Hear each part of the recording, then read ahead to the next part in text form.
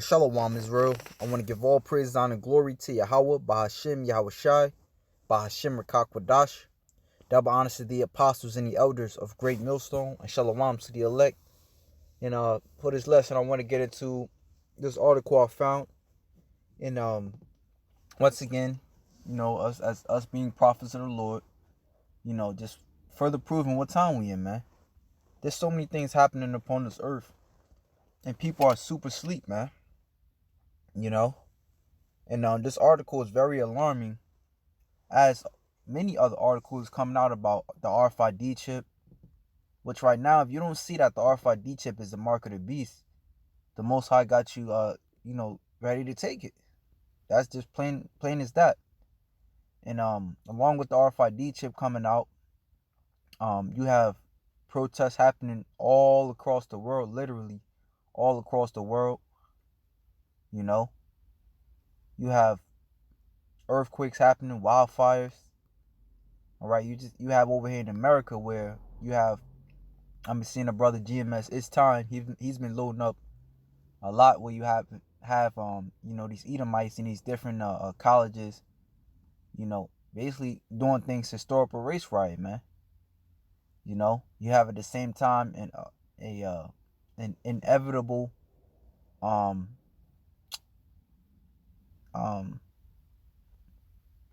depression coming over here to America, man. To where just like in China, people are making bank runs now. Why? Because that economy is going down. It's happening the same in Germany, all right, which we know is going to lead to, they say, them pushing a digital currency, otherwise known as the RFID chip. And the scriptures say, it says that no man won't be able to buy nor sell save he that had the chip. All right. And this article right here, which it says we're being blinded to the dangers of facial recognition. All right. And it's all, well, I'm going to just read it and we're going to get into it. So it said, we've become increasingly comfortable with facial recognition technology. We use it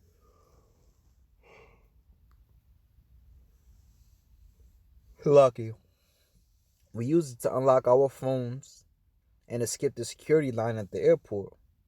But the convenience of facial recognition is binding us to its danger.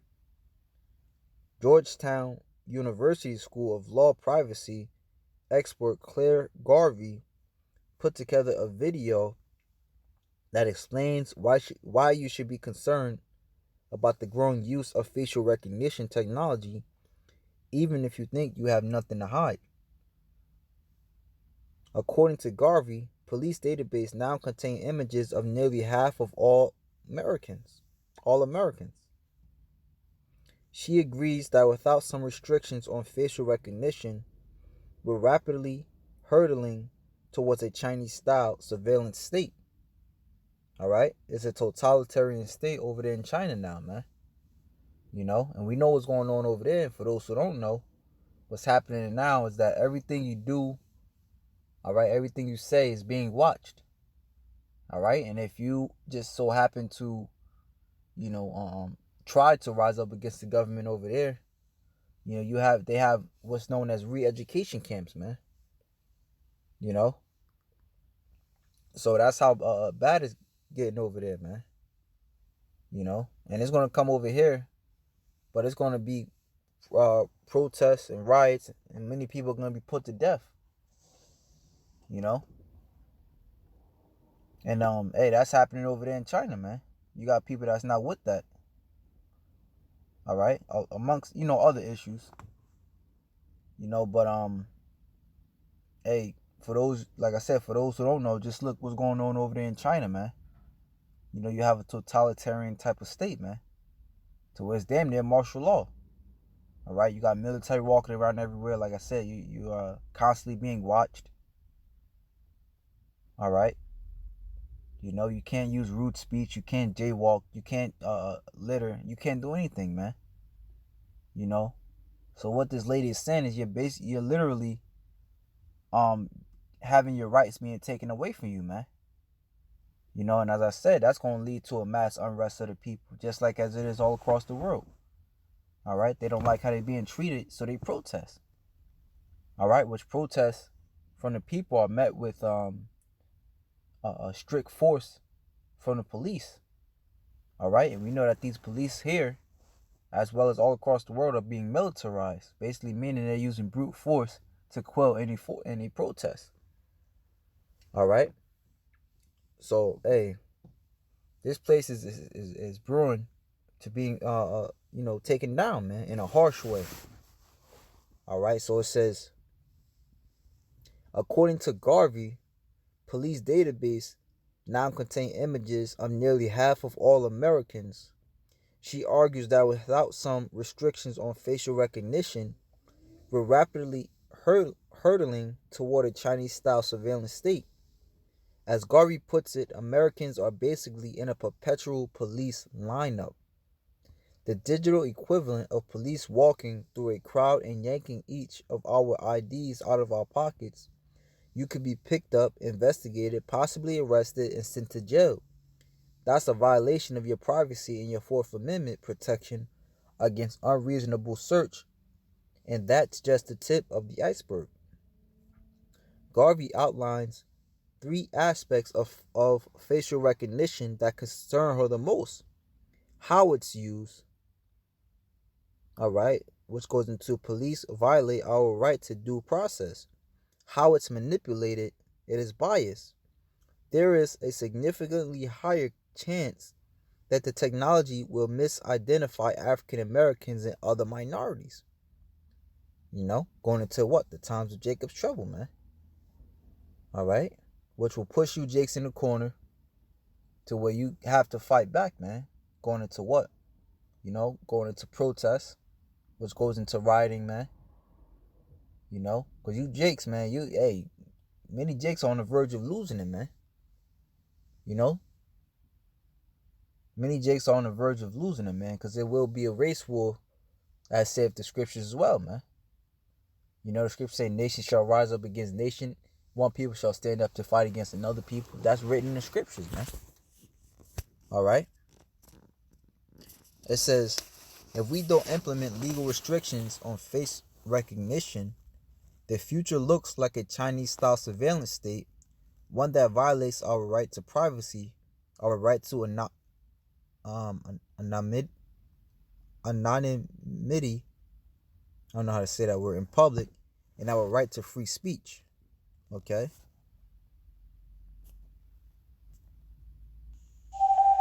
We're all getting comfortable with face recognition, unlocking our phones, skipping airport lines, and even unlocking front doors.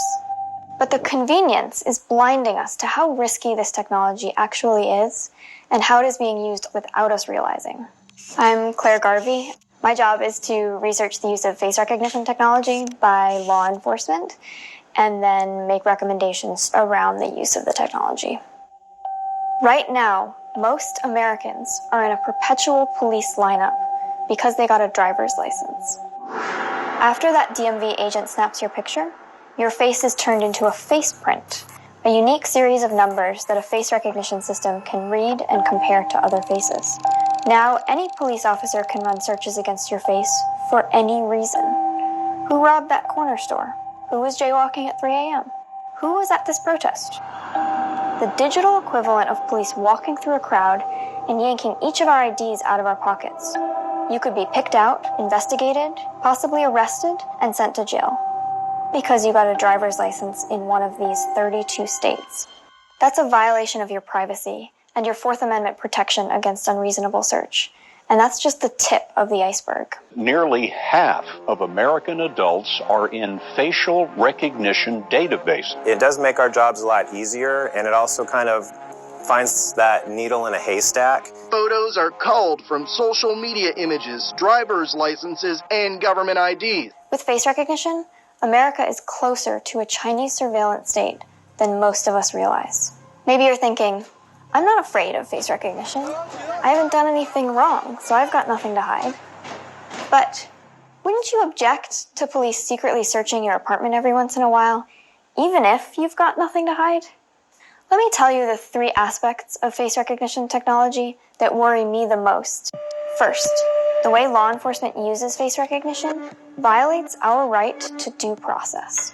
In New York, police were looking for a suspect who'd stolen socks from Target. They ran a face recognition search against the surveillance footage and turned up over 200 matches. Authorities never told the suspect, who was arrested and charged, that there were over 200 other possible matches, or that a face recognition search was run at all. That information is crucial to mount a defense and give the defendant a fair trial. Ultimately, this case was dropped. We pride ourselves in this country for due process, but for thousands of people across the country, face recognition was used to help convict them, and they never knew. Second, pictures aren't perfect. They're a tad grainy. Maybe the subject is squinting, or they're wearing a hat or a scarf. In such cases, the algorithm has trouble finding anyone and turns up 0 matches. To circumvent that, NYPD went as far as playing celebrity look-alike, inputting Woody Harrelson's photo when one detective thought the surveillance camera picture of the thief resembled the actor. This may sometimes work, but the bottom line is, if you search for the suspect against explicitly the wrong photo, then you're bound to get the wrong results out. And those inaccurate matches will lead to wrongful convictions. Third, it exhibits bias. Very simply put, some of these algorithms think all black people look more alike than white people. In San Diego, law enforcement agencies found that they were using face recognition between 1.5 and 2.5 times more on communities of color than their proportion of the population. If we don't implement legal restrictions on face recognition, the future looks like a Chinese-style surveillance state, one that violates our right to privacy, our right to anonymity in public, and our right to free speech. Congress must first implement a national moratorium on the use of the technology. Congress can then work to develop legal restrictions, limiting the use and scope of face recognition technology. Every American's privacy, First Amendment rights, freedom from unreasonable search, and due process are at stake. And there's one word that comes to mind as she says that, man. Martial law. And this will change, man. In which Esau wants to be able to do whatever he wants to you, especially, as she said, you blacks and Hispanics. All right, which you've always been mistreated. All right, but they want to be able to do whatever they want to you and not have to worry about so-called due processing, in which case martial law will be implemented, man. The scriptures say right here in 2 Ezra 16 and 1, this is, woe be unto thee, Babylon and Asia, woe be unto thee, Egypt and Syria. Okay, so Babylon is another name for America. In Asia, we know is part of what China is over in Asia. Basically showing you that whatever's going on over there is going to come over here. And really, the things that are happening in one place is going to happen all around the world. Okay? It says, gird up yourselves with cloths of sack and hair. Bewail your children and be sorry, for your destruction is at hand. A sword is sent upon you, and who may turn it back? And it makes me think of what over there in France. They've been protesting like crazy for what, a whole year now? You would have thought it would stop, but it never, once it started, it never did stop, man. Same for over there in Hong Kong, which it hasn't been a year, but it's been going on for a little minute now. And really all across the world, man. All right? Death is coming to this place, man. And this is the quiet before the storm. As even Donald Trump said, I believe, a year or two ago? This is the quiet before the storm. All right? Here it is. You got America is at war with basically all its allies. Is that we got the trade war with China. I believe they're basically at war with Turkey. Because I believe Trump put sanctions on Turkey now. All right, for going into Syria, which he allowed them to go into. All right, you got all hell breaking out, man. All right, many economists, they say that there's a recession coming, man. You know, I know I said depression before, but there's a recession coming. Many people are losing their jobs. You just drive around, like I know over here in Jersey, you drive around even the nicer neighborhoods, you see a lot of these storefronts for sale. You see a lot of these houses for sale. All right. So, hey, man, death is coming to this place. It says a fire is sent among you, and who may quench it? Plagues are sent unto you, and what is he that may drive them away? Okay. And the plagues are coming, man. May a man drive away an hungry lion in the wood? Or may anyone quench the fire in stubble when it have begun to burn? You know, and thanks to Trump, you know, this place will burn, man. This place will fall. All right. You know, since he got in, he did nothing but screw up the economy even more. All right.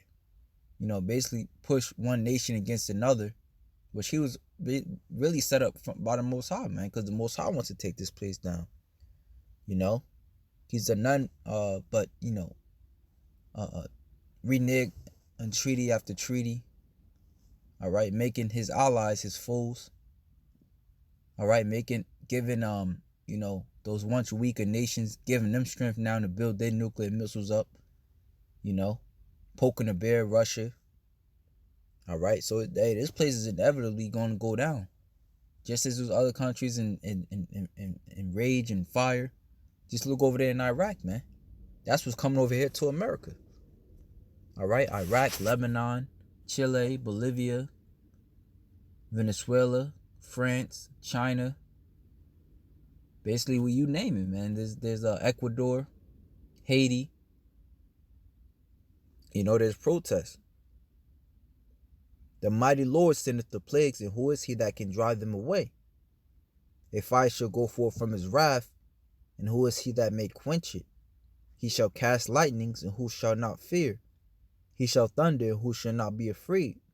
The Lord threateneth, and who shall not be utterly beaten to powder at his presence?